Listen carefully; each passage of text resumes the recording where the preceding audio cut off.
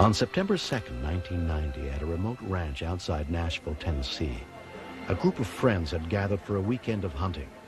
Among the group were 3 paramedics, including David White. It was a nice fall day.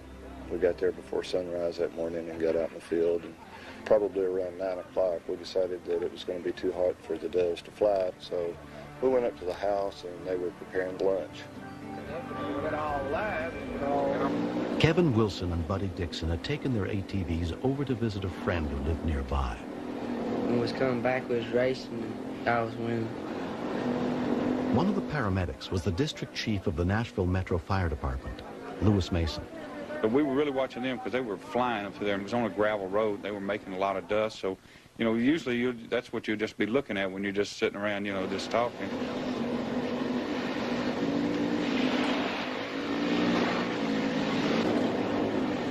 I noticed that Kevin was cutting across the pasture. Well, y'all may come.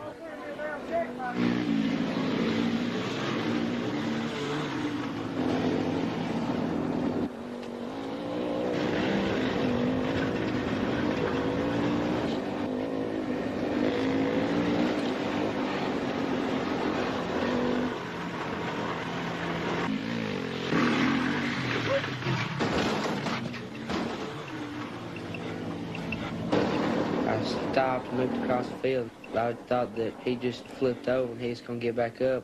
Went back over and see what I could do. We really didn't notice what made him flip. It's so far away. As I got closer, I saw that he was just laying there and he wasn't getting up.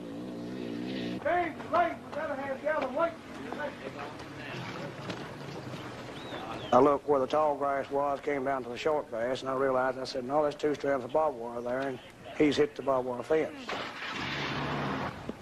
And that's when I called for the ambulance first, before I ever got to it. Wrecker Service owner Ollie Wright grabbed his walkie-talkie and radioed the Bedford County Communications Center. But it would take 20 minutes before the nearest available ambulance could get to the scene.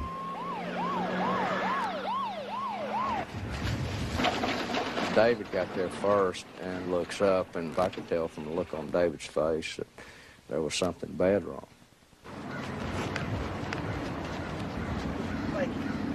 Johnny Webb was the 3rd paramedic on the scene. When we got there and seen him, it was about the most devastating wound I've ever seen. It went from ear to ear, went all the way around his neck, and it was open probably about this wide. Some towels down here. We're going to need some towels. Yeah, we're going to need some towels. His voice box was laying on his chest. He had massive bleeding from both sides of his neck. Honestly, my first thoughts is that we'll sit there and watch him die. You need to see if you can get live flight en route. I don't have the authority.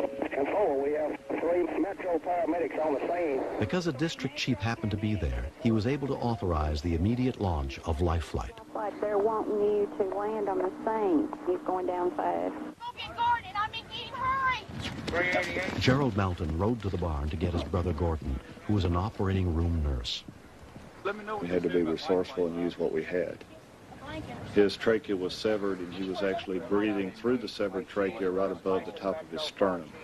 So my main concern was to try to keep the trachea open so that he could breathe through it. We're going to need some more towels. Both external jugulars were severed and bleeding profusely. We got a multi-trauma patient down here. It's pretty critical going down. We got a BJ just coming out. As soon as he got to the scene, Gordon Melton began to help treat Kevin, who was his cousin.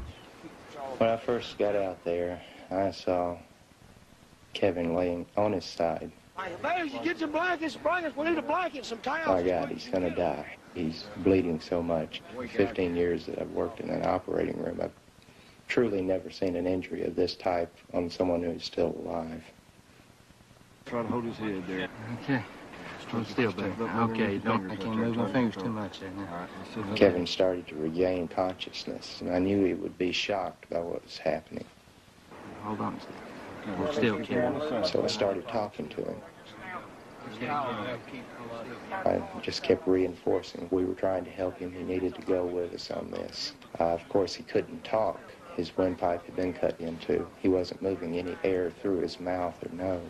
he was convinced that he was suffocating. Just keep doing what you're doing. We'll be all right. Okay, buddy? Just gotta be still. Don't reach your hands up here in the throat, man. Those animals is here. We started to lose the radial pulse on him, and blood pressure is really fixing to bottom out, and that's one of the early signs of death. We had to replace the blood volume. It had to be done quick. We run 4,500 cc's of fluids in him right there in that field.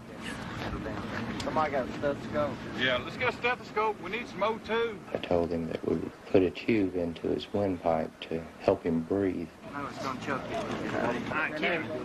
Keith, Kevin's brother, arrived in the field. I have to hold still. I stayed calm because I just wanted to help him as much as I could. All right, Kevin, I'm here. And he grabbed hold of my hand and held onto my hand as I talked to him. Kevin. You got the tube and ready. Somebody got a second bag? We ran out of IV fluids pretty quickly. We used up everything I had in the ambulance. When we continued, as we approached Vanderbilt, he lost consciousness. His heart rate started slowing down. He quit breathing by himself.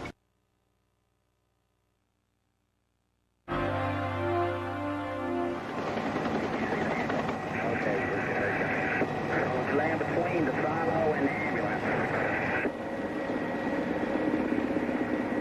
When we heard that Metro paramedics were on the scene, we wondered what they were doing out that far.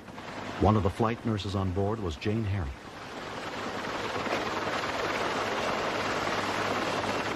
Though both of Kevin's external jugular veins had been severed, his friends had managed to keep him alive for the nearly 45 minutes it took to get the chopper to the scene. Johnny, what do we have? We ran into the barbed wire fence. Johnny and David were anxious. Both of them had said, you know, we didn't have anything to work with but our hands. David had more than his arms wrapped around Kevin. He had a lot of heart in there. They didn't want to lose this gentleman. Keep him on his side now. Every time they would put him onto his back to stabilize him, he would lose his airway. Okay, loop that through, please. Keep your IV line through. We only fly with 2 nurses. We needed another person if this gentleman was going to make it alive. Hey, you guys, don't forget this guy up here. You're going to have to be careful when you're lifting. Kevin's cousin Gordon agreed to go. I felt like I had my finger in the dam here, and I was certain that he didn't have a great deal of blood left in his body. Kevin was still conscious and talking to me. At one point, he asked me not to leave him. And I told him that I was with him for the whole ride here, that we're on our way to the promised land.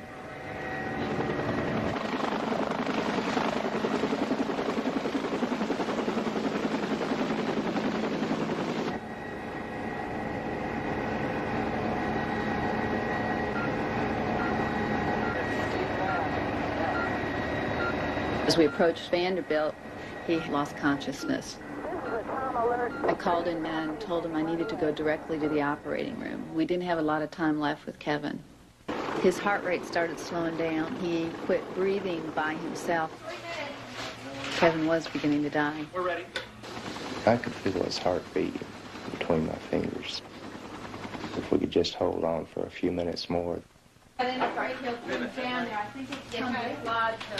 He's got active breath sounds on the right at this time. Do you want to move him on the board? Okay, I'll get along the board. I had a real hard time of letting go of Kevin. So did Gordon.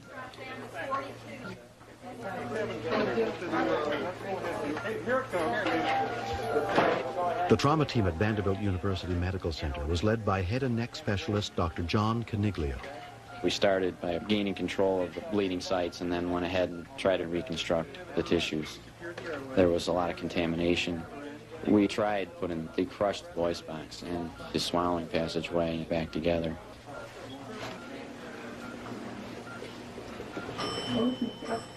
How bad he is. The operation had just begun when Kevin's parents, Thomas and Doris Wilson, arrived at the hospital. We saw the ambulance go down, and I said, I just hope to God Kevin's not in. Never dreaming that that's where it was going to pick him up. I'm not going to lie to you, okay? Kevin's in real bad shape. I'm very honest with my families. They deserve that. All right. There's a lot of tears because I didn't know if Kevin was going to live. She said, right here is the man that if he lives, saved his life. And she was talking about Gordon. But without Gordon here. I mean, you're not prepared. You think you are, but you're never prepared for something like that.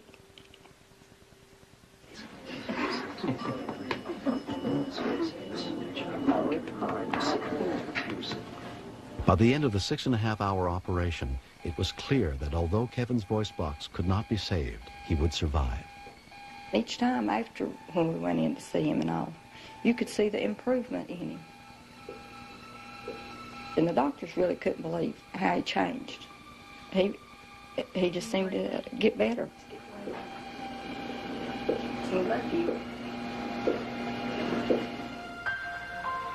Two months have passed since the accident took away Kevin's ability to speak normally. I'm doing pretty good. Yeah, there isn't any. But he's learning to speak again without any mechanical aids. Getting stuck or hung up. So you're doing... He sees me and sees the voice therapist, and he wants to try the simplest way of voicing words called esophageal speaking, generating your own speech through your esophagus, not through the larynx. At the wound. And I think he'll do well because he's young and pretty motivated. The scars have healed up real well, Kevin. His will to live and recovery was something I haven't seen in a long while. He kind of fooled everybody. Everybody thought he'd be in the hospital a long time, but he bounced back rapidly. You're doing wonderful. And you're not riding that ATV, are you? That's not what your ma told me, but I'll believe you. Okay. In all rights, Kevin should not have made it, but everything just connected. The fact that he had 3 trained paramedics that happened to be on the scene within actually ran to him in a matter of 30 seconds. I'm not for sure as to what a miracle is, but there was a lot of things going in Kevin's favor that day. Probably the most dangerous motor vehicle we've got is a 3-wheeler. It's so easy to get hurt even if you're careful on it. It's amazing. It's unbelievable that the boy's alive.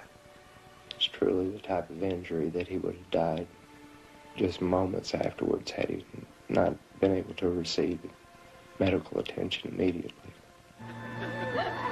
I love them all. You talk about miracles and you hear about miracles. The paramedics brought Kevin back to us. They're fabulous, and we thank the Lord for them. And I think that every town should have the money to train paramedics.